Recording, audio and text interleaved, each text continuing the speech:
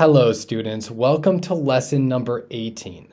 So, you have made it through the last 17 modules, many of which we have focused on developing your skills in vocabulary, reading, writing, speaking, and listening. In these last three modules, we're going to focus on more generally how you could use ChatGPT in different kind of contexts. We're going to focus on academic purposes, then professional purposes, and finally personal purposes, and we're going to finish up. Let's begin. Okay, students. So as many of you may remember, I'm a college and university instructor here in the Greater Toronto Area in Ontario, Canada. In my experience over the past couple years, ChatGPT has been seen by the administration, by the staff, for the most part, to be a negative, to be a hurdle, to be a challenge, which we must overcome. Now, luckily, there are a few people who do see it as a tool and see it for its potential affordances as well. But because I'm a professor who teaches different courses which focus on writing essays, obviously ChatGPT has been used as kind of like a shortcut by a lot of students, and this has led to a lot of academic integrity and plagiarism concerns. I make a point of walking my students through ChatGPT in the first or second week of every semester and showing them not only the kind of potentially problematic aspects of ChatGPT, but also the benefits of ChatGPT and how you could use it. So every country, every institution, every academic context is different, but in the academic context I teach in, these are some ways that you could use ChatGPT. So, ways to use ChatGPT in your academic life. Number one, you could use it for brainstorming, just generating ideas, avoiding writer's block or procrastination, which are major issues for a lot of students. Next, time management. This could help you to manage your time. You could literally ask ChatGPT to set a schedule for you and give ChatGPT sufficient information so that it could craft as accurate a schedule as possible. So for example, if you know you're going to have biology class on this day and psychology class on this day, let ChatGPT know that, and ChatGPT will kind of divvy up the time you could spend studying, your leisure time, work on your work-life balance in the extra time you have outside of your class. So the more information you give ChatGPT in the prompt, the better it could set an accurate schedule for you. Exam preparation. Of course, it could help you with IELTS preparation. I have a course on how you could use ChatGPT to prepare for IELTS. It could also be very useful for helping you with your college or university exams, to avoid cramming as much as possible, because obviously our brains could only process so much at a time. But at the same time, cramming is, for a lot of students in a lot of contexts, just a way of life. So at least to allow you to work smart rather than just hard, and to use your time as efficiently and effectively as possible. Next, presentation assistance.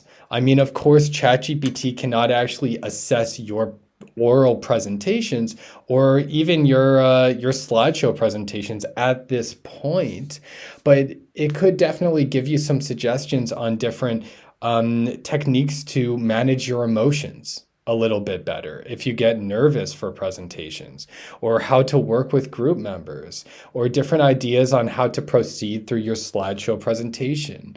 Even the phrases that you use as you proceed through your slideshow presentations. Moving on, and kind of related, well-being techniques. How do you stay sane outside of the class? How do you take care of yourself outside of the class? Whether that be something like setting up a good meal plan with a healthy diet, or if it be, using your breaks wisely to go for walks, to meditate, to do yoga, to try something new, to keep things interesting, right? And to live your life outside of the academic environment. ChatGPT could give you ideas. It could give you career advice. And particularly, it's never going to completely replace a career counselor in your specific like context, but it could give you some ideas of different elective courses you could take, which may help you with your future career, right? It could also give you some ideas of like different side hustles you could do while you're in your university studies that could potentially help build towards a portfolio, which could help you get a full-time job upon graduating. Assignment comprehension. Have you ever seen an assignment where there are instructions you just don't understand? And you might be the kind of person who, which you shouldn't, but you might be the kind of person who feels like dumb asking certain questions, or you might feel like a liability asking your teachers to explain obvious questions. First of all, that's your teacher's job to respond to those, so you shouldn't feel bad about it. But ChatGPT, if you just like plug it into ChatGPT, it might be able to like explain those assignment instructions or the rubric a bit better.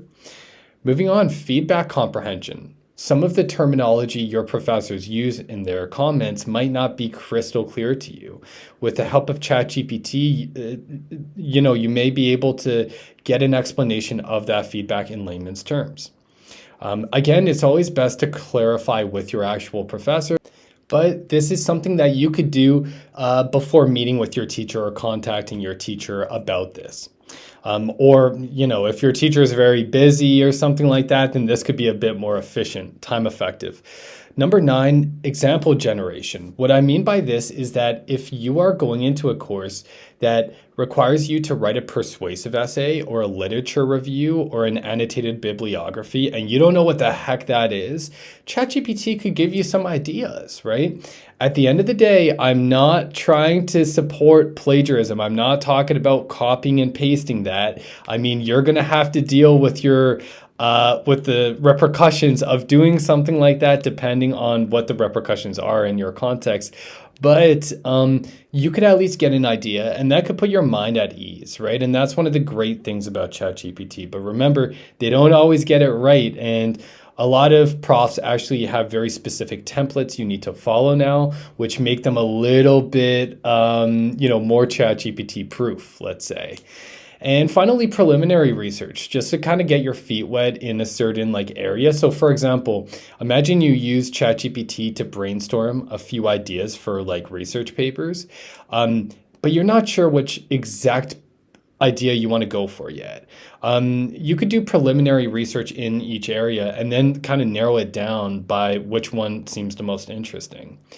Just like our avatars, Emma, Carlos, Raj, Aisha, and Sophia, the more you use English, the more you will improve. ChatGPT could be a tool for you to improve as a student and as an advanced level English learner.